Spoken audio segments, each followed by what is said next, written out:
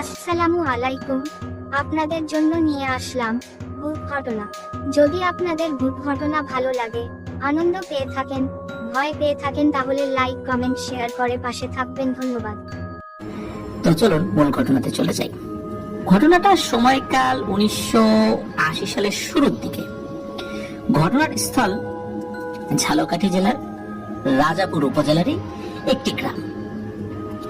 আর এই গ্রামটি এনামুল হক আবির ভাইদের যেই ইউনিয়ন, ওই ইউনিয়ন থেকে প্রায় 5 কিলোমিটার দূরে অবস্থিত।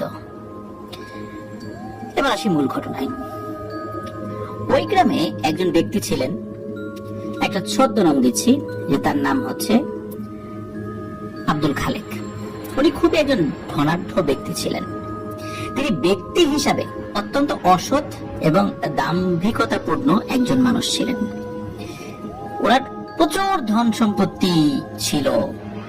আর এই ধন সম্পত্তি করার পিছনে যে ব্যবসাটা উনি আসলে করতেন, সেটা হচ্ছে সুদের ব্যবসা।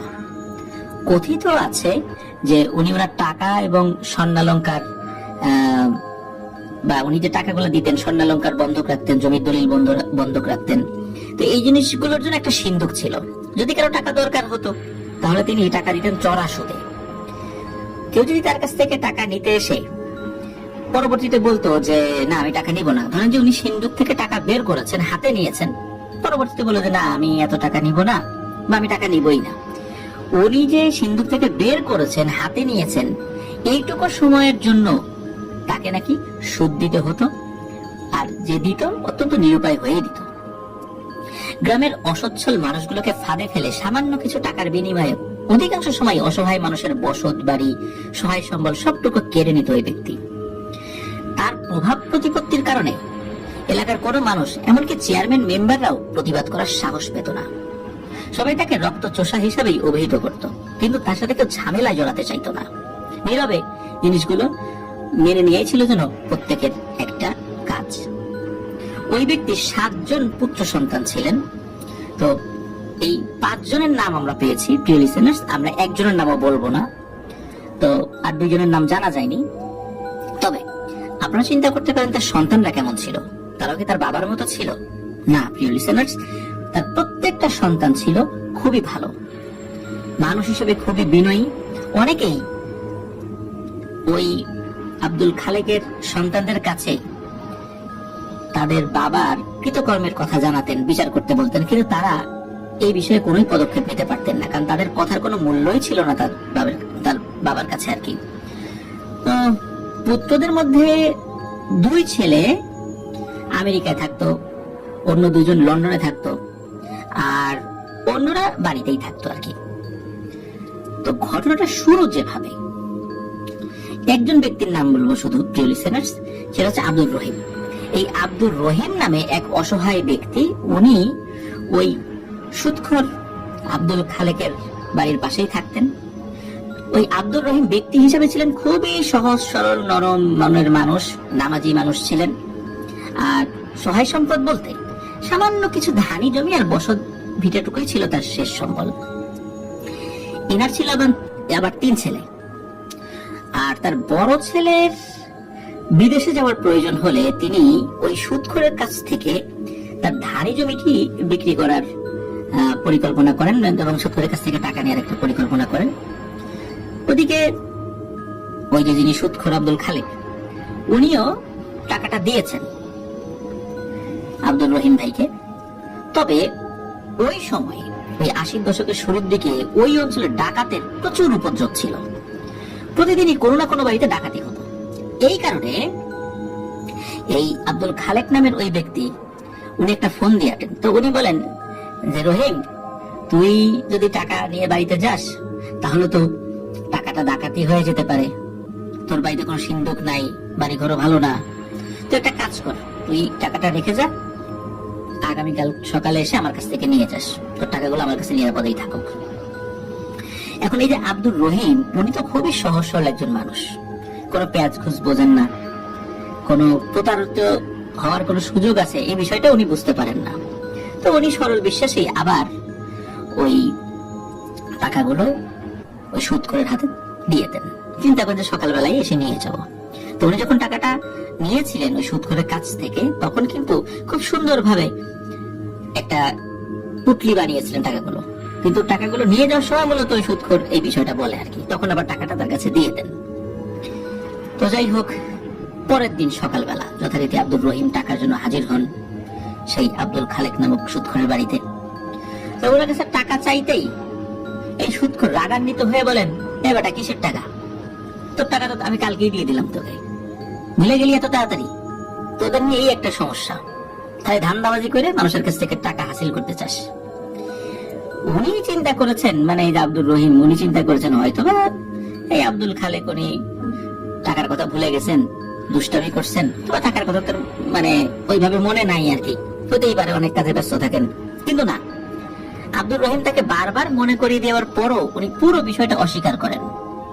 আব্দুর রহিম এটাও বলেন যে আমি একটা কাপড় দিয়ে টাকাটা পুটলিতে বেঁধে রেখেছিলাম, আপনাকে দিলাম, আপনি একটু সিন্ধুকে গিয়ে খোঁজেন, একটু খোলেন, দেখলেই তো হয়। ওই কাপড়ের রংটা আব্দুর রহিম বলে দেন, কিন্তু না, এই বিষয়টা পুরোপুরি অস্বীকার করেন। এই সময় আব্দুর রহিমের মাথায় যেন আকাশ ভেঙে পড়ে। ওনার আর কোনো উপায় নেই, ধানি জমি বিক্রি করে দিয়েছেন, কি করবেন, কি খাবেন, ছেলেকে বিদেশ পাঠাবেন কিভাবে? তখন আব্দুর রহিম বারবার বলছে যে আপনি সিন্দুকটা খুলে দেখেন, আমাকে সাথে নিয়ে যান, আমি দেখাই। কিন্তু কোনোভাবেই তার এই আর্তনাদ কাজে আসছে না। এক পর্যায়ে যেটা হয় সেটা হচ্ছে যে ওই সুদখোর আব্দুল খালেক আব্দুর রহিমকে সজোরে একটা লাথি দেন এবং লাথি খেয়ে দূরে ছিটকে পড়েন, প্রচন্ড ব্যথা পান। আর এই সময় যেটা হয় সেটা হচ্ছে যে আব্দুর রহিম চূড়ান্ত ভাবে বুঝতে পারে যে তার সাথে ভয়ঙ্কর একটা প্রতারণা করা হয়েছে এবং তার সাথে জুলুম করা হয়েছে। কিন্তু কার কাছে নালিশ করবেন? এই আব্দুল খালেকের বিরুদ্ধে কেউ তো কথা বলার সাহস পায় না, সবাই ভয় পায় যে কথা বললেই তো বিপদ। তখন উনি কথা বলার যে জায়গা ঠিক সেখানেই বলেন। তার কোমরে একটা গামছা বাঁধা ছিল, উনি মাটির উপর বিছিয়ে ওইখানেই আল্লাহর উদ্দেশ্যে সেজদায় গিয়ে এই আব্দুল খালেকের বিরুদ্ধে চিৎকার করে, সিজদায় গিয়ে চিৎকার করে উনি আল্লাহর কাছে বিচার দেন এবং সমানে কান্নাকাটি করতে থাকেন। তো এক পর্যায়ে ওই সিজদা থেকে উঠে কান্নারত অবস্থায় নিজ বাড়িতে উনি ফেরত চলে যান এবং পথ দিয়ে যখন যাচ্ছিলেন উনি আল্লাহর কাছে বিচার চাইতে চাইতেই যাচ্ছিলেন। মানুষ জিজ্ঞেস করতো যে ভাই কি হয়েছে, তখন বলছে না, তোমাদের কাছে বলে কোনো লাভ হবে না, যার কাছে বলে লাভ হবে আমি তার কাছে বলে দিছি। তো এই ঘটনার ঘন্টা খানেক পরে ওই সুদখোর আব্দুল খালেক তার যে ধানি জমিগুলো ছিল ওখানে কিন্তু যারা শ্রমিক কাজ করতেন, যাদেরকে আমরা কামলা বলি গ্রামের ভাষায়, তো তাদের জন্য খাবার নিয়ে যেতে হবে। তো উনি কামলাদের জন্য খাবার নিয়ে গিয়েছেন। তো উনি কামলাদের থেকে প্রায় 100 মিটারের মতো দূরত্বে আছেন। ঠিক এমন সময় আচমকা বজ্রপাত আঘাত হানে এই আব্দুল খালেকের উপর, ঘটনাস্থলেই উনি মারা যান। আর এই যে বজ্রপাতটা হলে আশেপাশের লোকজনও কিন্তু ক্ষতিগ্রস্ত হওয়ার সম্ভাবনা থাকে, কিন্তু না, আশেপাশের কোনো মানুষ ক্ষতিগ্রস্ত হয়নি, শুধু ওই আব্দুল খালেক সুদখোরই ক্ষতিগ্রস্ত হয়েছিল, সে মারা গিয়েছিল। এমন অবস্থা দেখে কামলারা দৌড়ে এসে তাকে মৃত অবস্থায় পায়, সকলকে খবর দেওয়া হয়। তারপরে সবাই মিলে ধরাধরি করে লাশটা এই আব্দুল খালেকের নিজ বাড়িতে নিয়ে যাওয়া হয়। এরপর রহস্যময় কিছু ব্যাপার ঘটতে থাকে, যেটার আসলে ব্যাখ্যা পাওয়া খুবই মুশকিল। তো একটা মানুষ মারা যাওয়ার পর কি হয়, তো দাফন কাফন করতে হবে। তো লাশটা যখনই বাড়ির উঠোনে নিয়ে আসা হয়েছে, আবার শুরু হয় ওই লাশের উপরে বজ্রপাত। হঠাৎ করে এই লাশের উপর বজ্রপাত হয়, সকলে ভয় পেয়ে দিক বিদিক ছুটতে থাকে, কিন্তু ওই লাশের কাছাকাছি থাকা মানুষের কিন্তু কোনো ক্ষতি হয়নি। অদ্ভুত এক ব্যাপার। এই খবর যখন ছড়িয়ে পড়ে, বিভিন্ন মসজিদের ইমাম সহ অনেক আলেম ওলামারা ওখানে আসেন, কিন্তু কেন এমনটা হচ্ছে খুঁজে পাচ্ছেন না। হ্যাঁ ঠিক আছে, উনি খারাপ মানুষ ছিলেন, এটা অনেকেই জানতেন, কিন্তু হঠাৎ করে এইরকমটা কেন হচ্ছে? খারাপ মানুষ তার অনেকেই থাকে, কই কখনো তো এরকম শোনা যায় না খুব একটা। এখন এটা সুরাহা কিভাবে করা যায়? তখন সকলে মিলে একটা সিদ্ধান্ত নেন, সেটা হচ্ছে যে ঝালকাঠির ছত্তরকান্দার দেউলকাঠি এলাকার একজন হুজুর আছে, তার নাম হচ্ছে হযরত মাওলানা জয়নাল হুজুর। তো তো ওনার কাছে গিয়ে এই বিষয়টা খুলে বলার জন্য, ওনার কাছে গিয়ে যখনই এই বিষয়টা জানানো হয়, উনি সাথে সাথে এই ঘটনাস্থলের উদ্দেশ্যে রওনা দেন। তো উনি এখানে চলে আসেন, ওনার সামনে আবারও বজ্রপাতের শিকার হয় এই আব্দুল খালেকের লাশ।